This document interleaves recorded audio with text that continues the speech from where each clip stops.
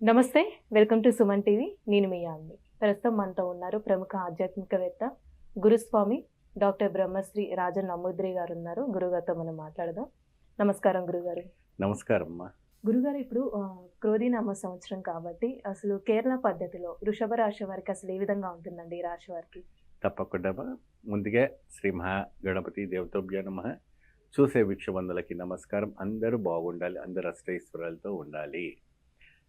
వృషభ రాశి వారికి అదృష్టం పట్టబోతుంది. ఎటువంటి అదృష్టం పట్టబోతుంది అనుకున్నారు? తిరుగులేని అంత అదృష్టం పట్టబోతుంది.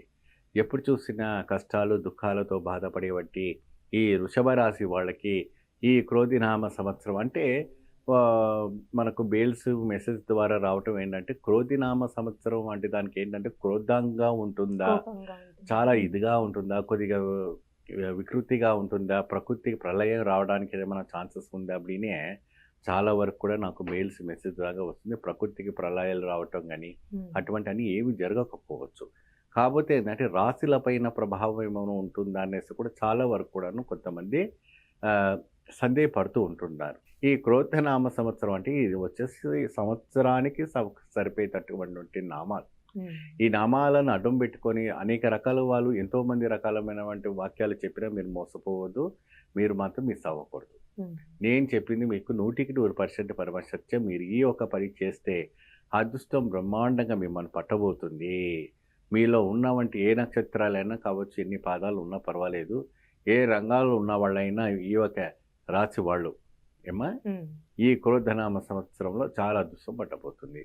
ముఖ్యంగా వీళ్ళు వ్యాపారస్తులు, బిజినెస్ ఏ బిజినెస్ చేసే వాళ్ళైనా సరే, మరి అదే విధానంగా రియల్ ఎస్టేట్ రంగంలో ఉన్న వాళ్ళకి, మరి అదే రకంగా పోలీస్ రంగంలో ఉన్న వారికి, అదే రకంగా ఉద్యోగం ఉన్న వాళ్ళకి, మరి డాక్టర్ ఫీల్డ్లో ఉన్న వాళ్ళకి, మరి విద్యార్థులకి, ఎందుకంటే 10th క్లాస్ పాస్ అయ్యారు కదా, వాళ్ళకి ఎటువంటి వస్తుందని ఆరాటం బ్రహ్మాండంగా పాస్ అవుతారు పిల్లలు. ప్రతి పిల్లలు కూడా బ్రహ్మాండంగా పాస్ అవుతారు. దానికి తిరుగు లేదు. ఇది 100% సత్యం. ఎందుకంటే క్రోధినామ సంవత్సరంలో వాళ్ళ అదృష్టం ఆ విధానంగా కలిసి వస్తూ ఉంది.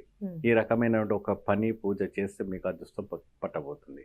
ముఖ్యంగా ఆస్తులు కొనుగోలు, ఆస్తులు అమ్ముకోవడము, ఆ విషయంలో కొద్దిగా జాగ్రత్త వహించాలి. ఇతరులకు డబ్బులు ఇవ్వటము తీసుకోవటంలో కూడా కొద్దిగా జాగ్రత్త వహించాలి. బంగారము కొనడము, మరి కొత్తగా వివాహానికి కావాల్సినటువంటి ఏర్పాటు చేయటం అటువంటివన్నీ కూడా చేసుకోవడానికి మంచి అవకాశం ఉంటుంది. కాకపోతే అంటే ఈ సంవత్సరంలో ముహూర్తాలు చాలా తక్కువగా ఉన్నాయి కాబట్టి, చాలా అరుదుగా ఉంటుంది కాబట్టి, ఇక్కడ ఏంటంటే చంద్రమాసాన్ని చూస్తుంటారు, మనం అంతా సూర్యమాస సంవత్సరంలో చూస్తూ ఉంటాం. ఈ చంద్రమానికి సూర్యమానికి ఏంటంటే 15 దినాలు వ్యత్యాసం. 15 దినాలు అంటే 15 రోజుల వ్యత్యాసంలో మనకి కనపడతా ఉంటుంది. ఇక్కడ ఎప్పుడైనా పున్నమి నుంచి అమావాస్య వరకు వచ్చినటువంటి తిథులన్నీ మీరు చూస్తూ ఉంటారు. మేము సూర్యుడి నుంచి చంద్రమాకు వచ్చేదానికి మేము చూస్తూ ఉంటాము. ఓకే. సో ఈ కేరళకి, తెలంగాణకి, ఆంధ్ర అంటే మన భారతదేశంలో ఉన్నవంటి శాస్త్రాల్లో ఇది ఒక శాస్త్రం. కాకపోతే ఎప్పుడైనా కేరళ శాస్త్రానికి మళ్ళీ తెలుగు శాస్త్రానికి ఏమి వ్యత్యాసం అప్పుడే పెద్ద వ్యత్యాసం ఏమి లేదు.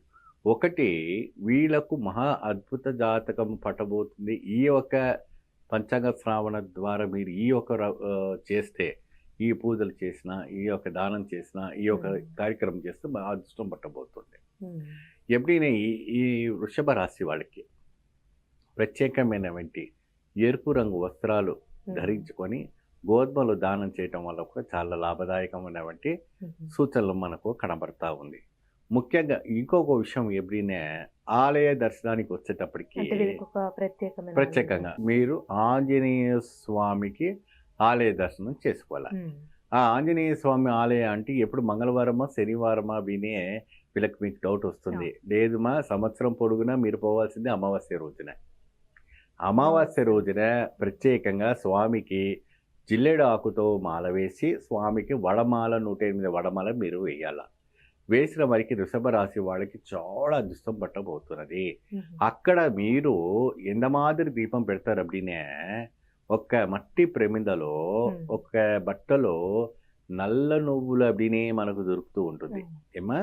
అంద నల్ల నువ్వులు అందులో పెట్టి అంద బట్టకు అప్పుడే నల్ల బట్టకు కట్టేసి அந்த నూనెలో పెట్టాలా அந்த మ్మ్. నూనె எப்படின்னு నల్ల నువ్వుల నూనె కావచ్చు లేదంటే మన కొబ్బరి నూనె కావచ్చు లేదా எப்படி ఆవు నెయ్యి அப்படின்னு ఏదైనా ఏదైనా పర్వాలేదు మ్మ్. అందులో పెట్టేసి ఆంజనేయ స్వామికి ఎదురుగా దీపారాధన చేసిన అప్పుడినే அவருக்கு నెయ్యి అంటే చాలా ఇష్టము మ్మ్. శని హరించే వంటి శక్తి ఆంజనేయ స్వామికి ఉంటుంది అవును. అప్పుడినే కాబట్టి ఆ దోష నివర్ధనం కోసం ఖచ్చితంగా వచ్చే వంటి ఒక ఫలితాలు అదృష్టం పట్టబడి యోగాలు ఏదంటే ఇది ఖచ్చితంగా చేస్తే ప్రతి అమావాస్య రోజున మీకు అదృష్టం బాగా అద్భుతంగా పట్టబోతుంది అంటే దీపం ఏ టైంలో అయినా వెలిగేయచ్చా అండి? దీనికంటే సమయం అంటూ ఉందా? మార్నింగ్ అమావాస్య తిథి ఎప్పుడు వస్తుంది అప్పుడినే అంత సమయం చూసుకొని సాయంత్రంలోనా ఉదయం ఎప్పుడైనా మీరు ఆంజనేయ స్వామి ఆలయంకి వెళ్ళి వెలిగిస్తే సరిపోతుంది ఈ రకంగా చేసి చూడండి మీ అదృష్టమే కలిసి వస్తూ ఉంటుంది చాలా చక్కగా తెలియజేశారండి. ధన్యవాదాలు. ரொம்ப సంతోషం